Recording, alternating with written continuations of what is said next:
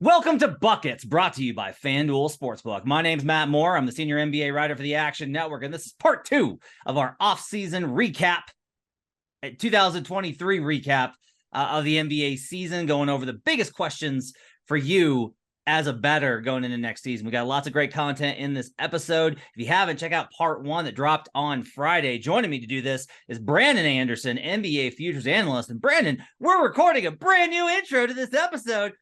If you check us out on video, we're doing completely different clothes because we decided to go ahead and redo this after on Sunday. The Washington Wizards traded guard Bradley Beal to the Phoenix Suns for Chris Paul, Landry Shamet, multiple second rounders, and a few swaps. The lesson, ladies and gentlemen, is don't give players that don't deserve it no trade clauses, because you'll wind up in this situation. I have a lot of thoughts on Bradley Beal's entire clusterfuck of a situation in Washington, including the fact that if you go back and actually pay real close attention, there's some sketchy stuff in terms of how his seasons ended in Washington repeatedly.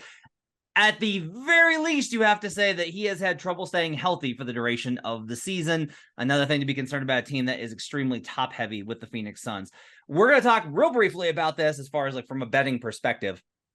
The rest of the episode that you're going to hear was recorded before the Bradley Beal news. So if you hear something about the Miami Heat or about the Phoenix Suns or about the makeup of the Western Conference, and you're like, well, I'm on the Bradley Beal, it was because we did not record that before the Bradley Beal episode. Was recorded last week. And so we are putting this new thing on top. We'll get you the Bradley Beal analysis here, but everything that you hear in the next part of the episode, bear in mind that is entirely recorded before the Beal trade. Brandon, I wrote up the quick newser for Action Network on this. The odds moved most significantly at Superbook, where the Suns were 10-1 prior to the deal, and they move all the way to 6-1. The consensus in the market is 6-1 on the Suns after this deal, 6.5 in some places. We'll wait to see where the market kind of tops out at. There was already a move to 6 and then back to 6.5 at FanDuel. I will just say that this is not the time to bet the Suns. You need to see what the rest of the roster looks like, what the depth looks like. You're going to hear this a lot from us if you continue to listen to the podcast, especially as we react to things. That initial move, in my opinion, is almost always wrong because they're guarding against a flood of money. So there might be times when you want to get in on a super move.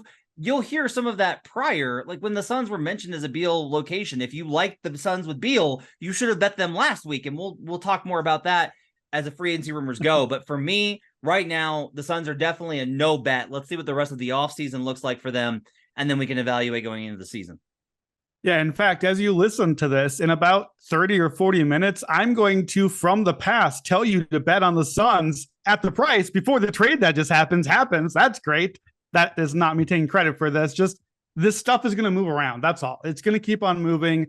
The way that you know that the price didn't move fairly is no other price has changed, right? It's not like the Suns got shorter and they're like, all right, so let's make the Bucks a little longer, and the Warriors, nothing else changed. They just were like, oh, let's quick put a number up for people that want to get their bets in, but not really adjust everything else just yet. We're going to have some time here. This is, to me, this is the mid 3. I think that's no big 3 here. It's the mid 3. And you can take that mid to mean how you like. I mean it at least one way. At all the mid-range jumpers they're going to be taking after shot, after shot, after shot. Holy cow. Bradley Beal takes even less threes, I feel like, than Kevin Durant. He does. And Devin Booker. He actually statistically does. I checked this out. Amongst players with to average at least 23 per game last season, Beal had a lower three-point rate than Kevin Durant. So can we stop talking about adding an elite sharpshooter? His 3-point attempts have gone down 4 consecutive seasons right now, from 8-something to 4-something. I know the stats are all kind of whatever with Washington the last few years. No, so my pushback on that is pretty specifically this, which is Beal is going to have fewer 3-point attempts as the lead ball handler because he's not a guy that's going to come off of a high pick and rise from 30. He's not Steph in terms of demanding that space or feeling comfortable. The Wizards are not setting Porzingis screens at half court for Bradley Beal. If Beal's mechanism is entirely spot up, which he is a pretty good spot up shooter, not elite, but good, then it basically just turns into like, look, take that third guy in the Kevin Durant, Chris Paul, or Kevin Durant, Devin Booker with DeAndre Ayton or whoever is screening. Now that's another question for us to get to, but like in that pick and roll situation, who's the corner guy? When it was Josh Okogie and Landry Shamet and Damian Lee and all of these other guys, Torrey Craig in the corner, you replace that guy specifically with Bradley Beal, and you're generating efficient looks from a good spot up shooter. But I will agree with you that overall, like that still requires Beal to take an extremely off-ball role, and we just don't know yet whether that's what he's going to be looking to do or not. Yeah, and I think we're going to get a lot of comparison to like, well, isn't this really similar to the Nets' big three? We just saw it with Durant and with Harden and Kyrie, and look how good they were. They were the title favorite. They were the contenders. We saw it happen for those, 20, 30 games we got this year. Well, we saw it happen with a bunch of good defenders around those guys. This was not a three-man only team. We saw it happen not for very long. We didn't see whether they'd stay healthy or stay happy with the roles they're having. We saw Nick Claxton, a possible defensive player of the year on that team. Like there ain't one of those guys in Phoenix. I hate to tell you, there was. They traded him away. He's not there anymore. He's in Brooklyn now. So the roster around this, like it's going to be so expensive for Phoenix. And yes, they probably will trade Ayton for other pieces to try to fill the roster out a little bit more. And yes, they'll probably get a few veteran ring chasers, not Chris Paul. He's not by the CBA allowed to be the guy coming back.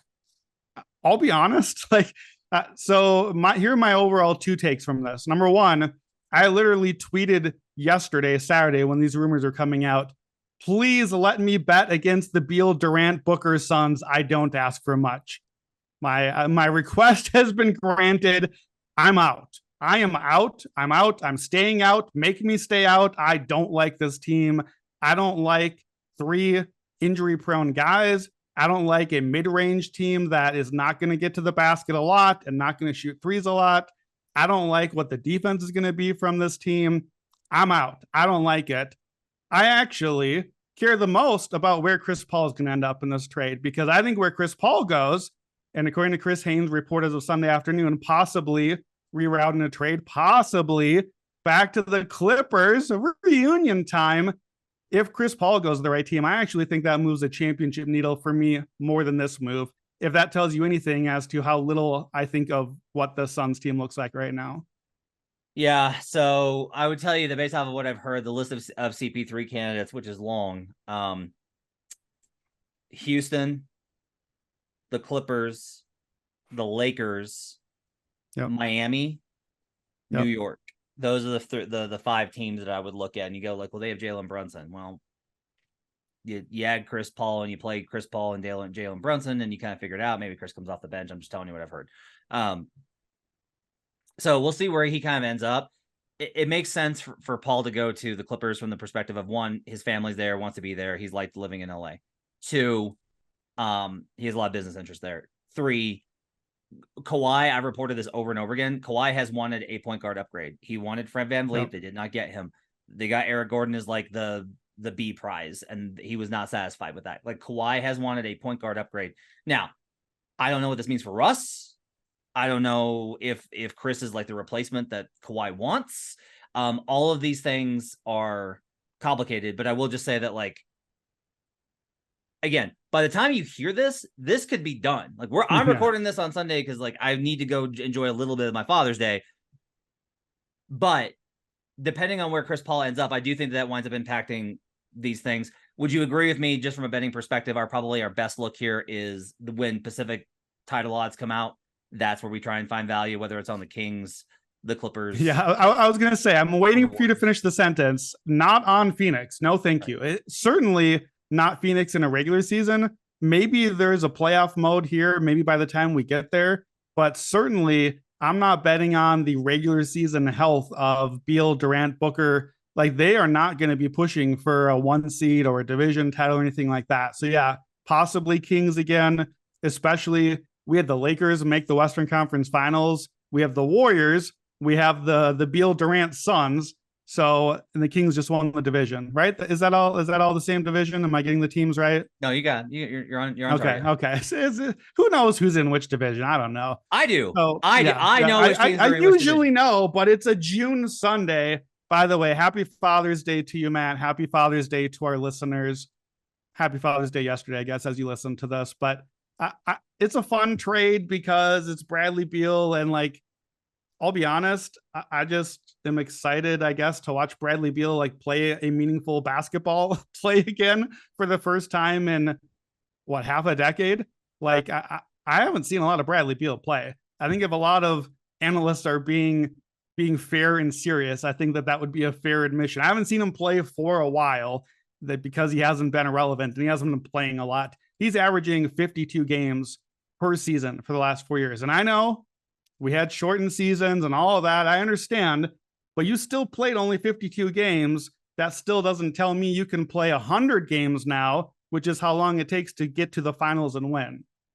We got to wrap, but I do want to make a note of this. Currently on roster for the Phoenix Suns. Currently on roster. Devin Booker, Kevin Durant, Bradley Beal, Cameron Payne, Ish Wainwright's on a club option off a 2-way. That's it. That's all. DeAndre Ayton. So there is an expectation that they're going to trade Ayton for depth. Yeah. I don't know what that looks like. I will tell you that Boston Celtics are a team that I think are probably interested in having that conversation. The Toronto Raptors, I think, are probably a team that's interested in having that conversation, despite having traded for Jakob Poeltl. I think and the Dallas Mavericks are another team I think that's probably interested in DeAndre Ayton. Those are the teams that I would look at. I don't know if those teams have the depth that they're looking for. But they are options. Oh, and the Brooklyn Nets are another one. That's another team that I would probably look at as far as like having the option for what they're looking. They need a few more Suns. Yeah, I've got an intel column up that talks about the latest I've heard around the league. Make sure to check that out. Meanwhile, enjoy the rest of this episode. Still lots of stuff in here that's meaningful and pertinent, except for Brandon telling you to bet a number that's now dead, and he now thinks that you should not bet it. Make sure to hit us up on Twitter and let know that you enjoyed the show, and we'll talk to you again next time. Enjoy the rest of part 2 of our NBA season wrap up here on Buckets. One thing I love to remind people of is everyone's like, well, after the trade, here is what that trade got them. Russell Westbrook didn't play. Sure. All right, fine. That was a plus. He was good for the Clippers, but whatever. It's a plus to get Russ off the floor. Okay. They got D'Angelo Russell, who had the worst net rating of any player in the Western Conference Finals, was unplayable, and yet they had to play him because of their contract situation with him. So he was a net negative. Malik Beasley did not play in the conference finals or in the playoffs hardly at all. Jared Vanderbilt was great in the first round and then was never heard from again. Jared Vanderbilt was played entirely off of the playoff floor. When they tried to play him versus the Nuggets, it was a disaster. So the 3 guys they acquired, the Rui trade was great. That was a major one for them. He's good. He was great for them. Probably not going to shoot 60% for the rest of his career, but he was really good for them. I am not looking to buy Lakers now. When those win totals drop, I am not like, there's no way that the Lakers make substantial upgrades, that they con some team into taking D'Angelo Russell on a sign and trade. And there's 2 teams I've heard that are interested in such a deal. If they're dumb enough to take those deals, there's no way that happens and the market doesn't overreact to that. And they're like, oh, they made the conference finals and look at their record. And Austin Reeves is really good. And AD and LeBron, blah, blah, blah, blah, blah. I am not betting the Lakers unless we get to a point next year where I'm just like, I have no choice. They better be so dominant from game 1. And even then, I'm always going to have injury concerns on them. There is just there is very little chance that the market is going to react responsibly when our full market comes out after free agency. I think there is a very small chance that the Lakers are appropriately priced in the market based off of this run. I mean, look, there's a very small chance the Lakers are ever appropriately priced, right? Like that's just the Lakers tax on top of everything else. We talked, you and me and you and like every other person on Buckets, we ran into the ground the question of, who can we bet in the West? There's only one good team. The Suns might end up on the Nuggets side of the bracket. Who could be the team that comes out of the other side of the bracket? This is the thing we knew the entire year. There's a bunch of good teams. They're all in 3 quadrants of the bracket. There's one quadrant that has Kings and Grizzlies. Who can we sneak into that bracket? They might get out and have a chance to make a run. They'll probably lose in the Western Conference Finals, but they might get there. What happened? The Lakers made the conference finals. and got demolished. They won 0 games. They beat the Grizzlies. They beat the Warriors. You explain how all that stuff happened. They're fine. They're a good team, good enough to take advantage of what was in front of them. They are the West version of the Miami Heat. That's what happened. Yep. I'm sorry. I don't know who's more offended by that, but I hope everyone equally is offended by that comparison. In the West, going into the playoffs, we knew the Nuggets were the best team and that the Suns were probably the second best team. And after that, I don't know. Clippers, maybe we thought were the third best team. If they're healthy, that changed quickly. Or the Warriors or the Lakers. That was the mix. That's what we saw. The Nuggets won the West. The Suns are the only team that pushed them to more than 5 games in the entire postseason. They were second in the West. And then there was nobody else that was good. It turns out the Lakers ended up being the team that got to that and didn't win any games. That's it. They're fine. I will cautiously watch LeBron James to see what we're like. To me, the question of are the Lakers overrated has to be LeBron James. And LeBron was not playoff LeBron this year. He was not. He was not the world beater number one. I don't believe how you stats guy. Like, have you looked at the numbers? He was not playoff God LeBron. He wasn't even close to it. The numbers, especially a lot of the advanced numbers, are juiced positively in a good way because the defense was really good. The offense, the stuff that LeBron does controlling everything offensively was not there. There were stretches of games where he watched on the side while Austin Reeves and Anthony Davis ran pick and rolls. That is not LeBron James playoff basketball. It's not a slander. He's 38. And the most important thing to me is, was that because he's 38 and this is just what he is now? He can have superstar moments, but not stretches or full games or weeks anymore? Or was that the foot? I don't know. I think it's both. But to me, I bought into the Lakers to get to the Western Conference Finals. I had that bet. I had a LeBron to win Western MVP because I thought that would have to be the reason. I don't think that that's in there anymore. If the version we saw this year is what he is, but I need to find out, was that because he's 38 and all the mileage, or is it because of the foot? I'm going to give LeBron the benefit of the doubt and put more of that on the foot injury. But to me, that's the story. I think you're underrating the trade stuff a little bit just because it's not necessarily that they got the right star, but it's that they got the right rotation around their 2 stars. And it elevated Austin Reeves. And Austin Reeves is legitimately the 3rd best player and a good player and on Team USA for a reason and not the worst player on that team by a mile. He's good. There's 3 good players on the Lakers. They're going to be in the mix of things if they stay healthy. They're probably not going to stay healthy because it's LeBron James and Anthony Davis. But we should not think of them as the Western Conference Finals teams in the same way that we should not think of the Atlanta Hawks from a couple years ago as a conference finals team, or the Blazers a couple years ago as a conference finals team. Remember those teams? And they're like, we made the conference finals, pay everybody, we're amazing. They're not amazing. Neither of those teams even made the playoffs this year. That's what the Lakers just did. They're the team that were amazing and had the right path, and yay for them. That's what we saw. The LeBron hate is just incredible from you. Just incredible. He averaged 25, 10, and 6.5 assists. I just looked at the guys in the playoffs to do that. Here's a list. Russell Westbrook, Jeff Rulin, by the way, Oscar Robertson twice, Paul Pierce, Jokic twice, LeBron 1, 2, 3, 4, 5, 6, 7, 8 times, Blake Griffin once, Kevin Durant, Luka twice, Larry Bird 3 times, Charles Barkley, and Giannis. That's it.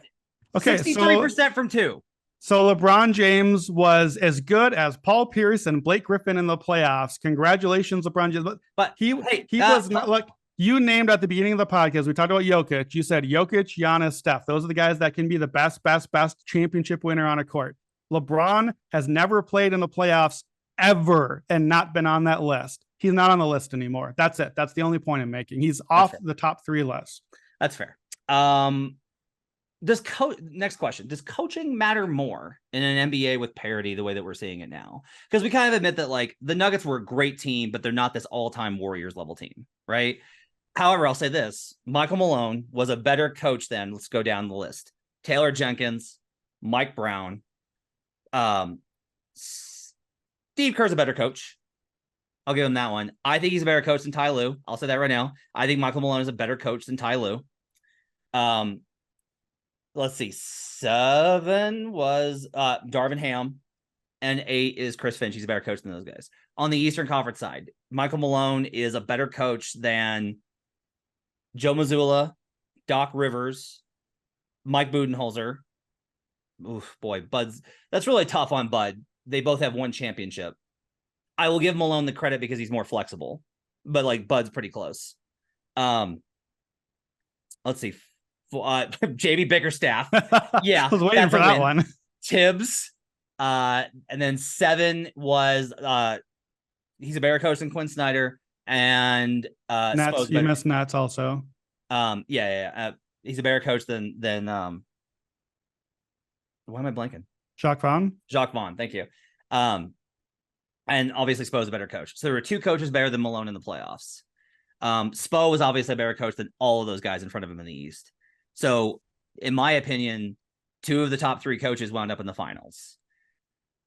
If we're going to talk about team and the value of team, your coach has to be able to both bring those teams together, and they have to be able to use what's available to them to maximize the run and be flexible with approach. When Spo needed to go offense, he went offense. He played all shooters. When Spo needed to go defense and try and slog games down, he went defense. When Malone needed to play big to take advantage of their size, he did so. When they needed to ramp up their offensive shooting and put more guards on the floor, he did that. Like, those guys' ability to be flexible made all those right moves. Is coaching, which typically doesn't matter much in the NBA, according to most of the analytics guys, does it matter more in an NBA where the parity is a little bit stronger? It matters more for this reason. Here's my line. Good coaching raises your floor. Bad coaching caps your ceiling.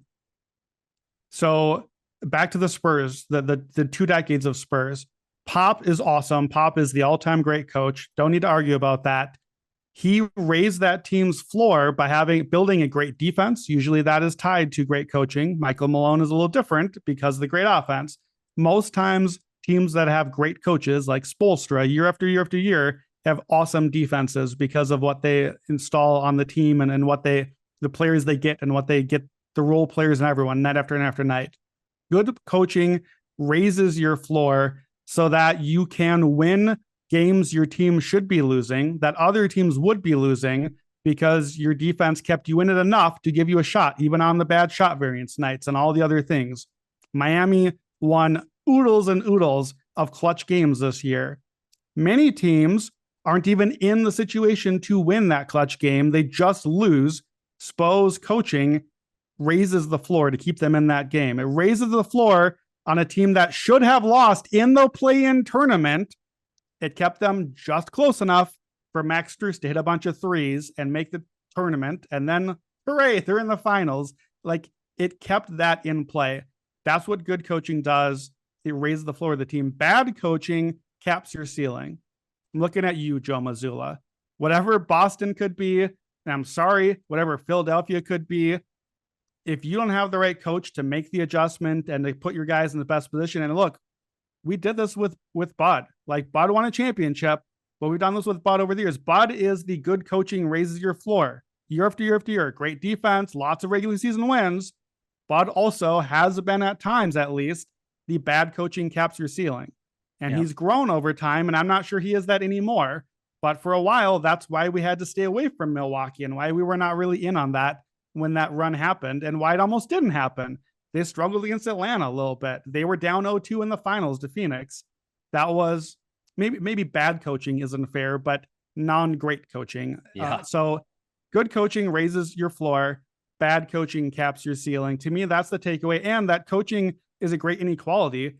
There's no salary cap on coaches. You can go pay whatever you want. What did the Detroit Pistons just pay Monty Williams? Like, the sun, the moon, and the stars to come and coach our team, because who cares? Doesn't count against our cap.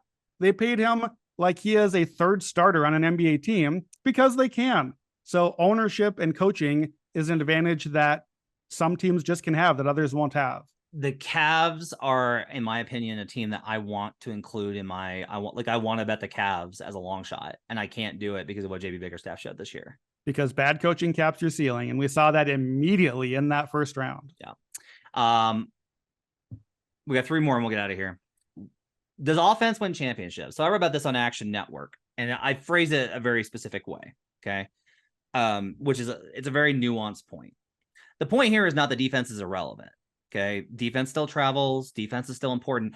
You can't be a bottom 10 defense and contend. I still don't believe that. I don't think you can be a bottom 10 defense and contend. The Nuggets topped out at 15th during that run, by the way, where I talked about like how good they were between December and March 7th. The Denver Nuggets were 7th in defensive rating during that stretch. So like, I had seen that they're capable of it, right? Yep. You can't take the full season number. We need to look at those moments where you're trying to prioritize what is real and look at who are you then, okay? So defense matters. But one of the reasons people will look at the end of the Heat series and go, the Nuggets won with defense. And I don't think that that's accurate, even though those games were ugly and a slog. The Nuggets won because their offensive floor, even on their worst day, on the worst possible night, was still better than the Heat's, and because the Heat had to spend so much time, effort, resources, and rotation minutes just trying to slow down Denver, to put them within a scenario that they could be in a 3-point game with 2 minutes left. They exhausted them and left them nothing on the offensive end. So for me, I am going forward in title betting, and I am starting with the teams that are elite defenses with mediocre offenses are going to be no's for me. You're going to have a high offensive floor. And I'm honestly going to say your offensive floor needs to be higher than your defensive floor for me to be able to trust you to win the title. I would rather have a low offensive floor, high defensive ceiling than a high defensive floor, low offensive ceiling. That's where I want to be at for these teams going forward. That's how I kind of view where we're at with offense, defense in the modern age. So I'll respond to a couple of points there, but I'm going to ask myself this question also, to be fair. What do you do with the Miami Heat then? Because the Miami Heat just made the NBA Finals and are the bad version of the thing that you just said. Mm-hmm. They made it for the third time in 4 years. My response would be they made the finals in 2020 behind defense. They made the finals and the conference finals in 2022 behind defense. They made the finals in 2023 behind offense. And the question you have to ask is, are the Heat an elite offensive team? If you watch the entire playoffs, including the finals, and think that the Miami Heat are an elite offensive team, you should run and bet the Miami Heat now. I'm good, thanks. They had a nice hot shooting moment versus the Bucks and a nice hot shooting moment versus the Celtics. Not just nice, blistering. And other than that, they're a bad offensive team. They have consistently been a bad offensive team. It's why we did not like them in that series versus the Celtics a year ago, even though I bet them plus 2.5 because I knew the Celtics would screw around. Guess what? They did again. All these types of things, right? Like the Heat, I'm just sorry. I don't think the Heat are going to win a championship with Jimmy Butler and this core unless they work in the offseason to make themselves into an elite offensive team. I am not buying them. If they show me through the first 5 months of the season next year that they're an elite offensive team, I'll reconsider my position because I know what they can do defensively. But right now, no way. Yeah, I largely agree with that Heat analysis. Not necessarily, we'll do the Jimmy Butler thing again offline another time, but the analysis that the Heat got to where they were because of offense, this particular run, I totally agree with. I agree. High floor defense and teams that don't have enough offense, you and I both have been fading those teams for years. That's the Tibbs rule to me. You have the Tibbs rule that you didn't want to believe in the Knicks. This year's Knicks look different. They look like not great defense, high floor offense. The offense ended up being exposed as well in the playoffs. But to me, the Cavs were a team that a lot of the numbers, the Cavs would have been my Utah Jazz. Let's bring that up for me. My Jazz in past years, I'm still only 10 wins away from cashing my Utah Jazz bet. That to me is what the Cavs would have done had I not grown as a better analyst to say, okay, the Cavs advanced metrics and all the Vorps and Schwarps, they all looked really good. They all said the Cavs should be the 5th contender on my list of teams.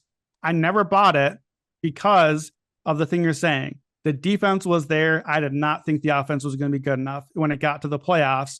And they were a Tibbs team to me. We've seen a lot of Tibbs teams in the past like that. I've seen them up close and personal, both of my Bulls and my Wolves in the past. I can claim them as mine in the past.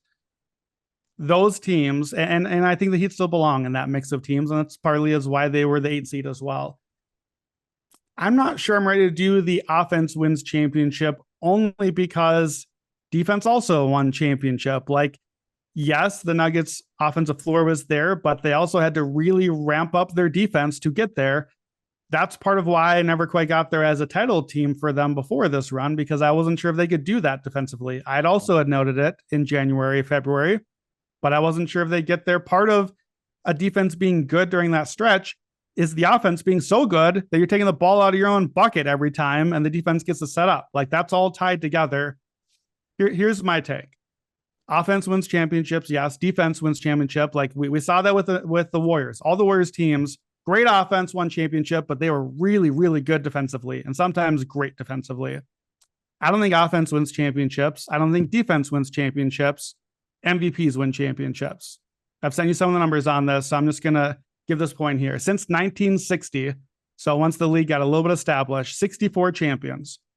56 out of 64 champions have had an MVP or former MVP on the team. 56 out of 64. 88% of NBA champions have an MVP on the team. If you count top 2 MVP finishes, so that leaves 8 teams out. Here are some of the eight teams. 2019 Toronto Raptors. Oh, Kawhi Leonard hasn't won an MVP, but only because his knee explodes every time he plays more than 3 games, or otherwise he clearly would have at this point. He does have a runner-up MVP finish. Before that, 2004 Pistons. So 2 decades ago, since we've had a team without that superstar player, they are the outlier among outliers. Before that, Pistons again, 90 and 89 without the MVP. Before that, we go back to the 81 Celtics, who Larry Bird was the runner-up MVP and obviously won plenty of MVPs after that. And then we have a few teams in the late 70s, which is widely regarded as the worst era of NBA basketball. 8 teams ever. 4 of the 8 had a guy that had been a runner-up MVP. So if you don't have a top 2 MVP finish on your team, you are down to a 6% chance historically of winning MVP. Now, you can win MVP next year. Maybe you think Luka Doncic wins MVP next year, and now that would put you onto the list of good teams. But here's who that's bad news for. Most notably, the Boston Celtics. Jason Tatum is not an MVP and is not going to be an MVP or a top 2 MVP. They are the big team. To me, when we are at the Celtics earlier, I picked them at the start of the playoffs, but my big red flag was, gosh, I just don't know if they look like a champion because they don't have that superstar team. I asked you, I asked a lot of people, I asked myself, what's the last champion whose best player would have been the level of Jason Tatum? Whatever the slanderous version of that was, I tried to ask the kind version. He's not LeBron, he's not Steph, he's not Durant, Jokic now, Giannis, etc. The answer was the 04 Pistons, really. That's how far we had to go back. Jason Tatum is not that dude. Other teams, this is probably bad news for that are high-ish on the odds. Grizzlies, Kings, they were top 3 seeds this year. The Miami Heat, because Jimmy Butler is not an MVP or top 2 MVP. I'm giving that one to you, Matt Moore. The Clippers, maybe. Kawhi Leonard, second place. We don't really know. The Mavericks, unless Luka gets there. Cavs, definitely fall into that list. The Hawks, the Pelicans. If you, right now, with title odds, bet only teams that have an MVP on them. So here's the list. Denver, Jokic, Philadelphia, Embiid, I guess. Milwaukee, Giannis, Lakers, LeBron, Warriors, Steph, Phoenix, because of Durant, and let's throw Houston in there for James Harden, because why not? If you bet only those teams, and that's not Russell Westbrook, it's not Derrick Rose, I'm not going to count them. If you bet only those teams, all of them, to win the title, you get a minus 200, 67% chance. History says 94% chance. MVPs win championships, period. Top 3 players in the NBA win championships. We have to start there. That's the end of the list. I would agree with you, except for apparently now we just give MVPs if you score the most points per game, Brandon. So I'm not sure that we can use that going forward. The final point I will say about the offense and defensive thing. I made this point a lot before, but I will continue to say it. Don't focus on the defensive metrics in the regular season because the Cavs were an elite defensive team. And a lot of these teams, like the Jazz, were an elite defensive team, right? When they were up there. focus on, can they solve problems? The Nuggets have a lot of ways that they can solve problems, and nobody really understood that. Like, I kept trying to tell people, I was like, they're going to play Jokic at the level and they're going to do pretty well. And they're like, no, they're going to put Jokic in pick and roll and kill him. You know what helps if you don't just play drop. They played drop versus the Suns 2 years ago because the Jokic was exhausted. When Jokic isn't exhausted, they don't have to. If your team has multiple options, they can figure stuff out. The MVP analysis is really interesting. We'll get back to that later in the offseason. Let's wrap this up. Lightning round, Brandon. Quick answers here. Okay, you ready? Okay. Too long or too short? We're going to do 4 teams. The Bucks are plus 490. That's implied 17% approximately. Are the Bucks too long or too short at plus 490 to win the NBA title? Too short. Don't want it. Yeah, I agree. I have a lot of concerns about what's going to happen with their offseason. I'm already hearing that there's teams lining up to make Brook Lopez offers, and that's going to fundamentally change things if they can't get him back. Now, the Bucks are going to give him a significant offer, but it's going to take some work with him to get him back. That's before we get to the Chris Middleton question. The Suns plus 700. That's 13% chance. Too long or too short? I think too long and too short. If you like the Suns, I don't blame you for grabbing this number. Now, I think that number is going to get shorter because I think the Suns are going to make a move in the offseason in the coming weeks that's going to make that number shorter. I don't want it anyways. So that's why I think it's also, I don't want to bet it, but I do think that the number is going to shorten. So if you do want to bet it, I think that now rather than later might be your window. I think it's too short. I'm probably going to bet it. I think they have runway. I think Frank Vogel's an upgraded coach. Warriors plus 1,200, 8% chance. Too long or too short? I think it's close. I think it's a little bit too short. I don't really need to bet it right now. It's a long season. It's a really old team, and they weren't good enough this year, and they're not getting any younger. I think it's too long. I don't think that they're done. I think they had a nightmare year, and I'm ready to bet the Warriors again. Heat plus 1,800, 5% chance for your Jimmy Buckets. Too long or too short? Just get it out of here. We vanquished the Heat. I don't want the plus 1,800 is a ludicrous number. Get out of here. This was an 8 seed. They were the 7 seed. They made the finals twice in 4 years. They made the conference finals 3 times in 4 years. Look, I can tell you right now, I'm going to be fading the Heat every way I can in the regular season because Jimmy Butler is the one-man team. He's the guy that does everything for them or doesn't do everything, but he's the reason that they are what they are. And he has all the mileage, and he has the 100 games he just played or the 100-game Heat run, and he has the Tibbs mileage. A couple years ago, I faded the heck out of the Heat coming off of their very, very long run because of mileage on the guys and the way that they play. I'm going to be right back there again. I'm sure of it. Yeah, I don't think Jimmy Butler's the reason that they are. I think it's Spoelstra. You want to know who the MVP of the Heat is? It's Eric Spoelstra. Not once every 3 games, Jimmy B. Favorite title long shots. You got 2 of them. You already put this out in an article, but I'm interested to hear your takes on them. Give me your 2 favorite long shots. And then our last question before we get out of here. Yeah, this is out actually. This was in our roundtable piece, so it's up. So just really quickly, I'm trying to look for who's next year's Nuggets, who's next year's Heat. This is just gold mining. This panning for some gold. These are not going to hit, but hopefully give me a chance to get one of them into a conference finals and then hedge out. So who's next year's Nuggets? How about the Portland Trailblazers? 130-1 at our sponsor, FanDuel. Here's the case. Damian Lillard is as good as ever. The numbers say Damian Lillard might have had his best season this year. I know he missed a lot of games, but per game, per minute, Dame is awesome.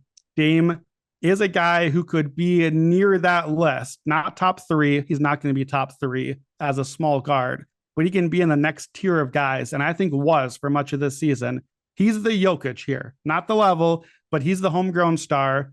The roster around Dame is why that team was really bad. There's a lot of rumors of what they're going to do to remake the roster, whether they use the number 3 pick toward, hopefully in this scenario, a trade to bring in somebody, maybe they re-sign Jeremy Grant, etc. Maybe they trade Dame and this ticket goes up in flames instantly. That is in play. It's why it's 130-1. Before these last 2 years, when Dame was hurt and only played, I think, 83 games, the Blazers had a top 3 offense 3 years in a row. That's how good Damian Lillard is. That's the Nuggets comparison. Good enough, great offense. Can they get good enough defense and help around him? Probably not, because I think Chauncey Billups is also on the bad coaches list. Who could be next year's Heat? Oklahoma City Thunder, 130-1. Again, long shot here. Shea Gilgeous-Alexander as the Jimmy Butler role, the two-way star, really good defensive player, elite offensive player, guy who can take over games. We saw that this year. He's going to be a guy you and I are both talking about as an MVP long shot, I'm sure. He is a bona fide star. Mark Daignault is a really good coach. We have loved him his whole time there. They finished, the Thunder did, above half, or they finished in the top half of the league in offense and defense this year with that young team. Everybody on the team is young and getting better. They get Chet Holmgren back. You know I love my guy Chet Holmgren, basically adding American Victor Wembanyama onto your team. That's right. He's going to help the defense. They could have a great defense if they can get enough offense, and they are better positioned to trade for a star than any other team in the league right now with all the war chest of stuff they have.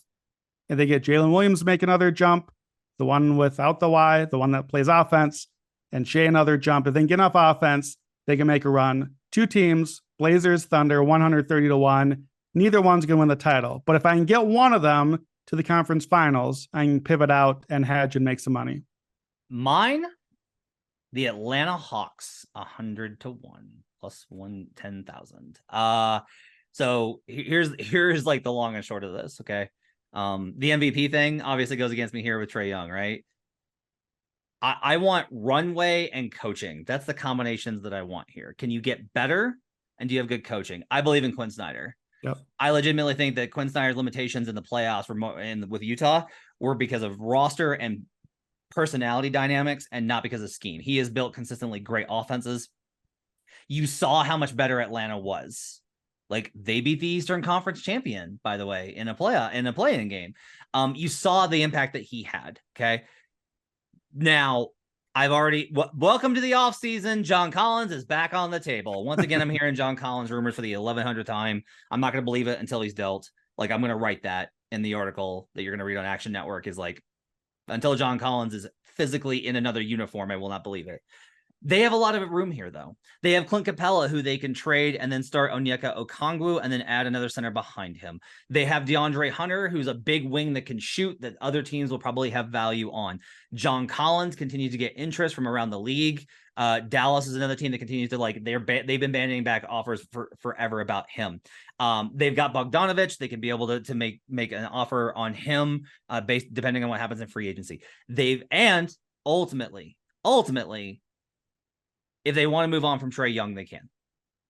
If you want to move on from Trae Young, you will still probably get pretty strong offers. And you say, like, who's going to trade for Trae Young? People that want to sell tickets. That's who. Because Trae Young is still a very strong offensive engine. He had a terrible season, and the Hawks still made the playoffs. Like, that's what I would say is, like, Trae Young was not good at all of the things that he's been good at for his career this season, and they still made the playoffs. I'm not saying that Trae Young can be the best player on a championship team. He can't be. I'm saying that there is upside here to, at least for this, like Brandon's thing of, will this number be shorter later? I believe that it will be. I think there's some value. This is a long shot, small bet, but I do like betting Atlanta a little bit at 10,000 plus 10,000.